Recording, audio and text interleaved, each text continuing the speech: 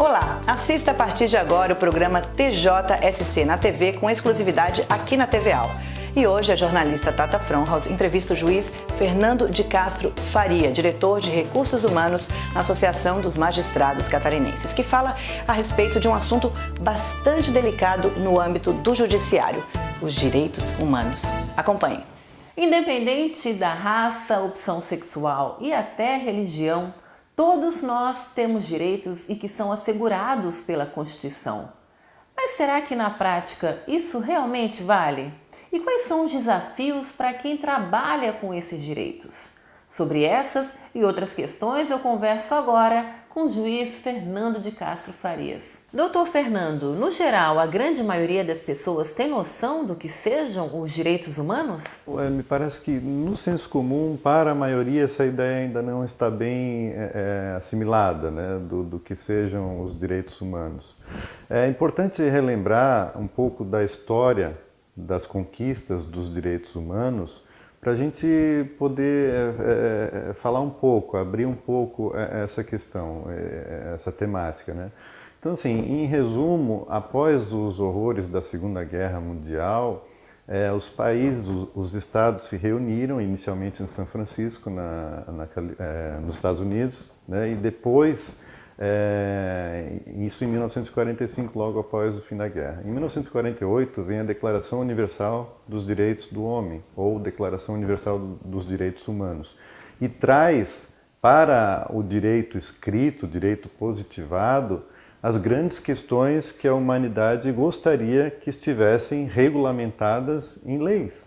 Então esse é um grande documento, um ponto de partida dos direitos humanos. Há no senso comum uma ideia de que mas os direitos humanos não cuidam das vítimas. Não, ele nasceu por causa das vítimas. Então, os direitos humanos trabalham as vítimas da violência doméstica, as vítimas de racismo, as vítimas da homofobia. Trabalha, sim, também com a questão das vítimas. Então, para o senso comum, talvez não haja uma noção tão firme do que seja a disciplina de direitos humanos. Atualmente, quais são as questões que estão em pauta quando se fala sobre os direitos humanos? Olha, no Brasil, na minha visão, o sistema prisional é um grande ponto. Assim. Eu comentava que o Fernando Gabeira escreveu um artigo recentemente e falando que o sistema prisional brasileiro é uma bomba relógio prestes a explodir. Na minha visão, essa questão prisional merece muito cuidado dos governos, e não interessa de que partido, e também, infelizmente, apesar de alguns avanços, a gente ainda tem que enfrentar a questão de gênero, o machismo enraizado numa cultura, se é que se pode chamar, né? Mas é uma cultura, uma tradição de sermos machistas, de uma forma geral. A questão da homofobia também, a gente precisa compreender que cada pessoa é livre, inclusive na sua orientação sexual, e que não precisa de nenhuma pessoa para dizer como ela deve ser, né? A questão do racismo também, isso ainda é importante a gente falar muito sobre isso. São algumas das questões importantes a serem discutidas. Tem a questão indígena no Brasil também, que é muito forte a violação aos direitos dos indígenas, mas é um assunto pouco tratado. O assessor de Direitos Humanos da Anistia Internacional no Brasil, Maurício Santoro, fez uma afirmação dizendo que os direitos humanos no Brasil são uma questão marcada por contradições. Todo passo à frente dado pelo país é seguido por um passo atrás. O senhor concorda com essa afirmação? Concordo. Inclusive, essa semana, há poucos dias, eu tive um curso em Brasília e a Flávia Piovesan foi uma das palestrantes. Ela que é militante na área dos direitos humanos, ela falou isso também. Olha, um passo à frente, um passo atrás, um passo à frente, um passo atrás. Porque a gente consegue uma conquista, muitas vezes uma conquista que vem da lei, né? E a gente não consegue a implementação. Então, acontece, como eu falei ainda há pouco, na questão de gênero, e agora mais especificamente na questão da violência doméstica, O Brasil não tinha uma lei que protegia especificamente as mulheres para dar aquela igualdade de que eu falei, e o Brasil foi condenado na Comissão Interamericana, na Comissão de Direitos Humanos, e foi obrigado a editar uma lei que trouxesse essa proteção às mulheres. Quais são os grandes desafios do Judiciário no que se refere à aplicação dos direitos humanos atualmente? Me parece que nessa linha do que eu falei, de garantir esses direitos, de zelar pelo cumprimento dos direitos humanos, dos direitos fundamentais previstos na Constituição e também nos tratados internacionais que versam sobre essas questões. E um ponto interessante da atuação do Judiciário é que, na minha visão, nós poderíamos ser atuar um pouco mais na questão da prevenção, para que esses delitos não ocorram. Mas como a gente faz isso, né? O Judiciário sozinho não tem condição de fazer isso. Então, buscar parcerias com o pessoal da educação, da pedagogia, da área da saúde. O senhor é diretor do Departamento de Direitos Humanos da Associação de Magistrados Catarinenses. Quais são os projetos ou os trabalhos desenvolvidos pela associação sobre esse tema?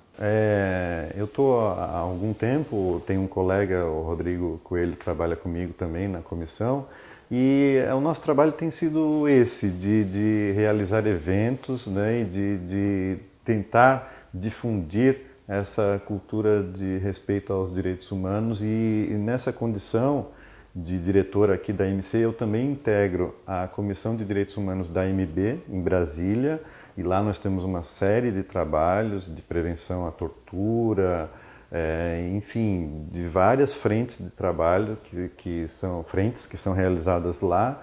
E agora aqui em Santa Catarina eu integro também um grupo de trabalho que vai trabalhar a questão do racismo. E falando agora sobre um tema bastante delicado e também polêmico, como é que os direitos humanos se fazem presente em questões como o aborto, por exemplo? Esse é um ponto complexo, né, extremamente complexo. Um autor italiano, Ferraioli, ele diz que essas questões elas representam um juízo de valor. Então, fica a critério de cada pessoa. Tá? Não há assim claro, muitos dos defensores dos direitos humanos se posicionam a favor da possibilidade de aborto, e o próprio Ferraioli menciona que deveria haver um prazo, né, logo no início da gestação, independente se a ciência considera que ali é vida ou não. Isso é muito complexo dentro da ciência também, a partir de que momento começa a vida. Alguns defendem a partir da concepção, outros do nascimento, outros da formação do cérebro, enfim. É uma questão muito complexa, mas ele diz que há necessidade de um tempo para que a mulher decida se ela quer ter o filho ou não. A AMC, a nossa associação, não trata disso, não é o nosso papel aqui tratar dessa temática especificamente. E, como eu disse no início, é um juízo de valor. Então, cada um, com as suas convicções, as suas crenças, enfim, faça o seu juízo a respeito.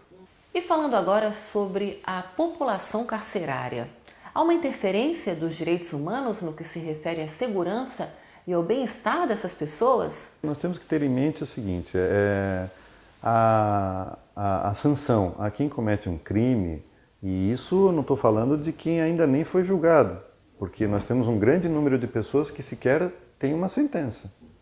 Ela ainda está aguardando o julgamento e está aguardando presa porque o juiz entendeu que há um motivo para isso, de perigo ou de fuga, ou que aquela pessoa representa um perigo, enfim, há alguns requisitos nesse ponto. Mas mesmo as pessoas já condenadas, nós temos que ter em mente que a sanção que o Estado pode dar a ela é a sua privação da liberdade. Nós não podemos ir além disso. E hoje a gente tem que ter uma preocupação muito grande, porque o sistema prisional pode sim ser um sistema de retroalimentação de violências que ocorrem lá dentro, de dependências que as pessoas que entram lá têm em relação a determinados outros que já estão lá. Então é uma questão muito importante Nós temos que discutir isso. O sistema prisional no Brasil, o próprio Supremo Tribunal Federal já fez uma série de críticas num julgamento, declarou um estado inconstitucional das coisas, né, em relação ao sistema prisional, determinou uma série de recomendações ao Executivo para que, em termos de orçamento e de melhorias, então assim, é um sistema que preocupa e que nós temos que pensar isso. Não adianta só achar que é solução tirar as pessoas do convívio e jogar lá. Tá? Tem que ter um mínimo para que essas pessoas voltem com uma nova perspectiva, né, em relação a onde ela vai se inserir novamente, que é no seio da sociedade. E sobre essa percepção que grande parte da opinião pública tem de que os direitos humanos só servem para proteger os bandidos, o que o senhor acha que deve ser feito para se mudar essa visão? Educação. Não tem outra forma de se mudar essa ideia de que defensores de direitos humanos só se preocupam com bandidos. Não é verdade. Não é verdade. Quando a Maria da Penha sofreu tentativas de homicídio por parte do marido e o Estado brasileiro não deu uma resposta adequada ao caso dela, foi o pessoal dos direitos humanos que foi até a Comissão de Direitos Humanos para pedir providências, porque o Brasil não tinha dado uma resposta adequada àquele caso. Então foi para atender uma vítima de um crime que os direitos humanos foram, o pessoal que trabalha com isso foi até a Comissão de Direitos Humanos e pediu uma punição do Estado brasileiro, que foi punido e teve que editar uma lei que por isso ganhou o nome de Maria da Penha. Então, a ideia é sempre de proteção das vítimas também. E aí pode ser as vítimas de crimes de racismo, de violência doméstica, de homofobia. Então é uma falsa ideia que se disseminou pelo senso comum de que os direitos humanos só se preocupam com os que estão presos. Não é verdade. Há uma preocupação com eles também, mas com todo mundo que é vítima de crime das várias formas, né? Tá? Então eu acho que é com educação, mostrar que é feito esse trabalho para que a gente possa mudar um pouco essa cultura. Muito obrigada, Dr. Fernando, por essa entrevista. Obrigado, eu que agradeço.